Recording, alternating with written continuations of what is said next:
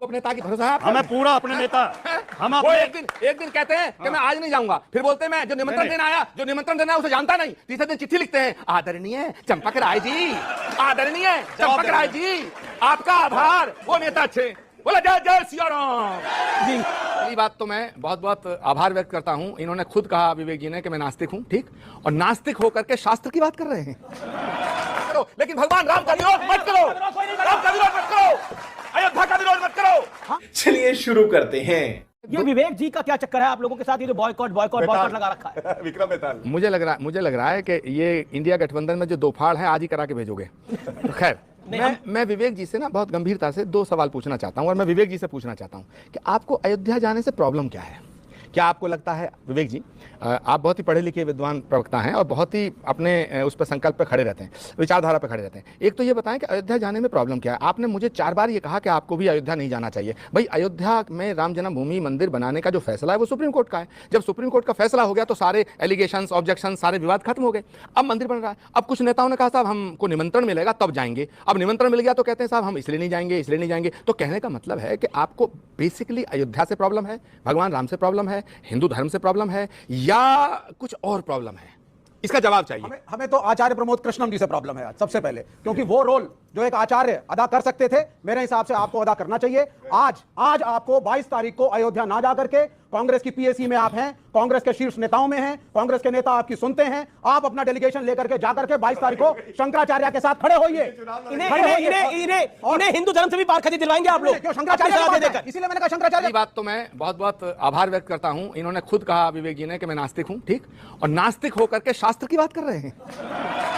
देखिए, नास्तिक होकर के शंकराचार्य की बात कर रहे हैं। जब राम के नाम अब शांत नहीं, और सुनिए मैं तो बहुत आभारी हूं इनका, लेकिन हे विवेक जी, हे स्वामी विवेकानंद जी के नाम पर है ना, हे विवेक जी, मैं तो आज घोषणा करना चाहता हूं कि मुझे निमंत्रण मिला है और परमात्मा की कृपा से मैं अयोध्या दर्शन करने जाऊंगा और वहां जय जय सिया राम का।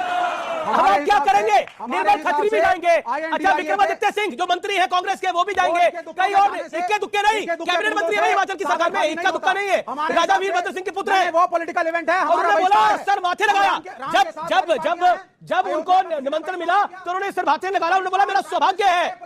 लेकिन कई लोगों का दुर्भाग्य देखिए, यहाँ पर कई लोगों को निमंत्रण चाहिए होगा जिनको निमंत्रण नहीं आया। आप भी कई लोग होंगे जो अयोध्या में वो ऐतिहासिक घड़ी, वो शुभ घड़ी जिसमें दिव्य भव्य मंदिर का निर्माण हो रहा है, जब रामलला की प्राण प्रतिष्ठा होगी, उस अभिजीत मुहूर्त को अपने नेत्रों से देखना चाहते हैं। लेकिन आप लोग जा नहीं सकते क्योंकि आपके पास निमंत्रण नहीं है, लेकिन भावना आपकी है, आपका दिल वहीं होगा। लेकिन कुछ लोगों को तो निमंत्रण आया, लेकिन सोचिए विधि का विधान क्या था। कहते हैं जब राम ने नहीं बुलाया तो नहीं जा सकते, निमंत्रण आया भी, ठुकराया भी, लेकिन क्या करें, नियति को जनता ने सब जान लिया और जनता सब जान रही है। इसीलिए विवेक श्रीवास्तव, इसका पॉलिटिकली बड़ा 2024 में नुकसान होगा। आप लिख के ले लीजिए आज की तारीख में, ये मेरा पॉलिटिकल विश्लेषण है आपके लिए। और दूसरी चीज, ना राम के नाम पे वोट नहीं है, राम के नाम पे वोट मिले ना मिले, लेकिन राम के नाम का विरोध करने का वोट जाएगा जरूर। ओके, मैं आचार्य जी, क्या आपको लगता है कि राम का विरोध, राम के न्योते को अस्वीकार करके या फिर बाद में जाकर पब्लिक खुश हो जाएगी 2024 के अंदर? देखिए विवेक श्रीवास्तव जी की मैं इस बात से सहमत हूं कि राम के नाम पे वोट नहीं मांगना चाहिए, लेकिन मैं ये कहना चाहता हूं राम के नाम पे वोट मत मांगो, राम के नाम पे वोट मांगने वालों का विरोध करो, लेकिन भगवान राम का विरोध मत करो, राम का विरोध मत करो, अयोध्या का विरोध मत करो। हम नरेंद्र मोदी का विरोध कर रहे हैं। 22 जनवरी ऑनरेबल प्राइम मिनिस्टर का इवेंट है, भाजपा का इवेंट है, पॉलिटिकल इवेंट है। कृपा करके आप कांग्रेस के शीर्ष नेताओं में से बहिष्कार करिए उसका, और भाजपाइयों की मत सुनिए। आप कृपा करिए हम पर, हमारी पार्टी को वामपंथ मत बनाइए।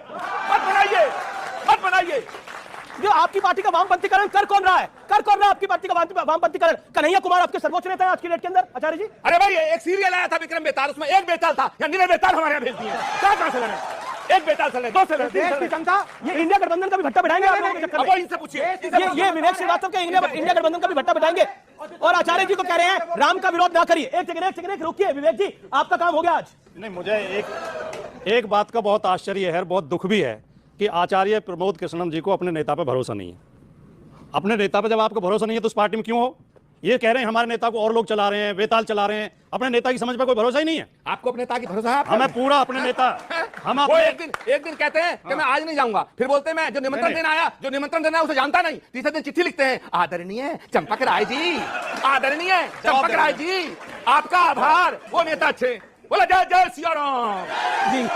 हम भाजपा के खिलाफ हैं लेकिन आचार्य भगवान जी, के साथ हैं। आचार्य जय जी, श्री राम। आचार्य जी, जी, जी, जी। आपने मेरे नेता पर टिप्पणी की। मेरे नेता का शुरू के दिन से स्टैंड है, जब से विवाद चला था तब से। हम जो सुप्रीम कोर्ट का आदेश होगा वो मानेंगे। हम मंदिर के विरोध में कतई नहीं है, हम राम के विरोध में कतई नहीं है। निमंत्रण पत्र हमें उस दिन तक मिला नहीं था जिस दिन उन्होंने कहा नहीं मिला है। हमें निमंत्रण पत्र, हमारे बराबर में उप मुख्यमंत्री रहते हैं केशव प्रसाद मौर्य, उन्हें ट्रस्ट वालों ने घर जाके दिया और हमारे नेता को कोरियर से भेजा। ये लोग जानबूझ के राजनीति कर रहे हैं इसमें। तो हम, उन्होंने कह दिया 22 के बाद जाऊंगा, सहपरिवार जाऊंगा, पूरे वो बताया हमने, बताया। धार्मिक तरीके से जाऊंगा, जी, जी। संस्कारिक तरीके अच्छा, से अच्छा, और पूरे अच्छा। आदर के साथ दर्शन करूंगा। मैं कोई स्टैंड में भी बड़ा आदर करता हूँ अखिलेश जी का। मैं बड़ा स्नेह भी थोड़ी करता देर हूँ। पहले नहीं कर रहे थे। नहीं, मैं पहले भी कर रहा था। मैं पहले भी कर रहा था। आपने जब मेरी चूड़ी टाइट करी, मैंने आपकी कर दी। लेकिन देखिए, आपने अखिलेश जी की बात करी, आदर ये तो कर रहे हैं, लेकिन मायावती ने तो गिरगिट क्या दिया था? नहीं, मायावती जी ने गिरगिट कह रही है, फिर भी कहते हैं बुआ जी, बुआ जी, बुआ जी, बुआ जी। तो यही तो मानता है हमारे नेता की। यही तो मानता है। और इनको चालू सम्मान पार्टी करते हैं कहते सबका। अच्छा सुनिए, हाँ, और सुनो, मायावती जी ने इन्हें गिरगिट कहा और ये हमारी पार्टी कहते हैं कांग्रेस चालू पार्टी है, कांग्रेस धोखेबाज पार्टी है। और सुनो, हद तो तब हो गई, बोले कांग्रेस और भाजपा मिले हुए हैं। तो जब कांग्रेस और भाजपा मिले हुए हैं तो इंडिया गठबंधन में रहने का अस्तित्व क्या हो गया? सवाल है ना, ये बड़े सवाल है। हम कांग्रेस को सही रास्ते पे लेके आ रहे हैं। अगर कांग्रेस ये रहा है कांग्रेस को सही रास्ते पे, आप गलत रास्ते पे थे। पहले खुद ही अपना रास्ता चुन लो। हमारे रास्ता लिए चुन लो। हमें कहीं कोई दुविधा नहीं। इनका रास्ता स्वामी प्रसाद मौर्य ने डंडे निर्धारित के चोट पर कर राजनीति दिया। करते हैं। इनका रास्ता स्वामी प्रसाद मौर्य ने निर्धारित कर दिया। हम स्टैंड नहीं बदलते। अमीश देवगन जी, स्वामी प्रसाद मौर्य जी इनका भट्टा बैठा रहे हैं और ये वामपंथी जो लोग हैं ये हमारा भट्टा बैठाने को तैयार हैं। इसीलिए इन सब चीजों का फायदा गौरव भाटिया जी को मिल रहा है। ये आप लोगों ने भेजे हैं क्या सारे? देखिए, ऐसा है, आपका ये कार्यक्रम ऐतिहासिक रहेगा।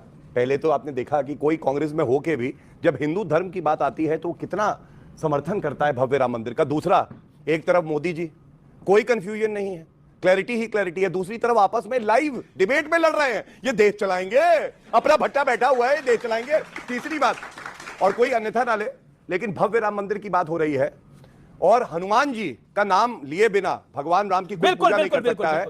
तो जो हनुमान चालीसा का पाठ करता है, भूत पिशाच निकट नहीं आवे, महावीर जब नाम सुनावे, तो भूत पिशाच घुस नहीं सकते हैं भव्य राम मंदिर में, क्योंकि वहां हनुमान जी बैठे हुए हैं और इसीलिए ये लोग जा नहीं पा रहे।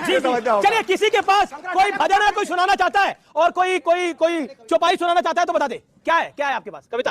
हाँ, बोलिए। सर, ये लोग कह रहे थे कि राम को हम लाए, हम नहीं लाए हैं। लोग बोले थे राम कौन लाए है, सवाल उठ रहा है। तो आपको बताना चाहता है कि बाबर की बर्बरता का तो होना अंत जरूरी था, इसीलिए तो इस सत्ता में आना संग जरूरी था। मंदिर गिरना, मंदिर बनना, ये तो सब प्रभु राम की इच्छा थी। कलयुग में मर्यादित रहना सबसे बड़ी परीक्षा थी। मर्यादा में रहकर के ही मंदिर को बनवाया है। निराधार जब तर्क हुए सब तभी राम खड़ा है। सब सर जब सारे तर्क निराधार हुए तब हमारे राम आए हैं। और दूसरी बात, लोग कहते हैं राम हम लाए, राम को कोई नहीं लाया है। लेकिन दिक्कत ये था, पहले राम टेंट में रहते थे और बारिश से भीगते थे, उसको जो है कहीं टेंट को हटाने के लिए सुप्रीम कोर्ट से परमिशन लेना पड़ता। आज के डेट में भव्य राम मंदिर बनाया गया। तो सर, कहीं ना कहीं जो राम को लाए हम लोग उन्हीं को लाएंगे। जी, जो राम को लाए हैं हम उन्हीं को लाएंगे।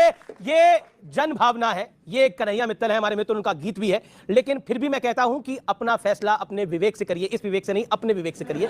आप तमाम लोगों का बहुत बहुत अभिनंदन। आप लोगों का बहुत बहुत अभिनंदन। आप सबने इस कार्यक्रम में भाग लिया। आप सबको मेरा